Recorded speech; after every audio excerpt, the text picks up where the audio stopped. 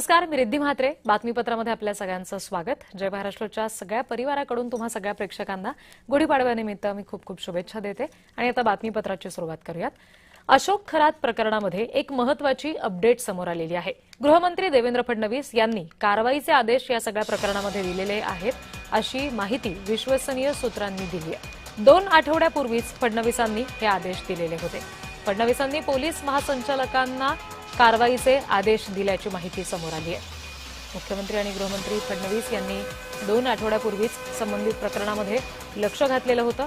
या प्रकरणाचं गांभीर्य ओळखून खरातवर शक्य ती कडक कारवाई करण्याचे आदेश देण्यात आले होते.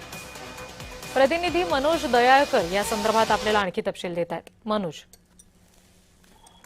बरोबर, आपण बोलल्याप्रमाणे बोंधू अशोक खरात प्रकरणात आता एक नवीन घडामोड समोर आलेली आहे. यामध्ये आपण तिथं मुख्यमंत्री देवेंद्र फडणवीस यांनी 2 आठवड्यापूर्वी संबंधित प्रकरणात लक्ष हे घातलं होतं आणि इतर कोणाला कळण्यापूर्वीच पोलीस महासंचालकांशी बोलून कारवाईचे आदेश देखील दिले होते, अशी सूत्रांकडून ही माहिती समोर आलेली आहे. आणि आपण तिथं संबंधित प्रकरणाचं गांभीर्य ओळखून घराकडून शक्य ती कारवाई करण्याचे कडक कारवाई करण्याचे आदेश त्या ठिकाणी देण्यात आलेले होते. आणि या प्रकरणात महत्वाचे सगळे जे पुरावे आहेत आणि व्हिडिओ क्लिप आहेत, आपल्या सगळ्या गोष्टी ताब्यात घेण्यात आल्या असं देखील या ठिकाणी समोर आलेलं आहे. त्यामुळे आता जे खरात बोंधू प्रकरण आहे त्या प्रकारे अजून नवीन काय घडामोडी समोर येतात आणि जे मुख्यमंत्र्यांनी ज्या प्रकारे आदेश दिले आणि त्यानंतर पोलिसांकडून तपासामध्ये अजून काय तपशील समोर येते हे देखील आता फार महत्वाचं ठरणार आहे. जी निश्चित.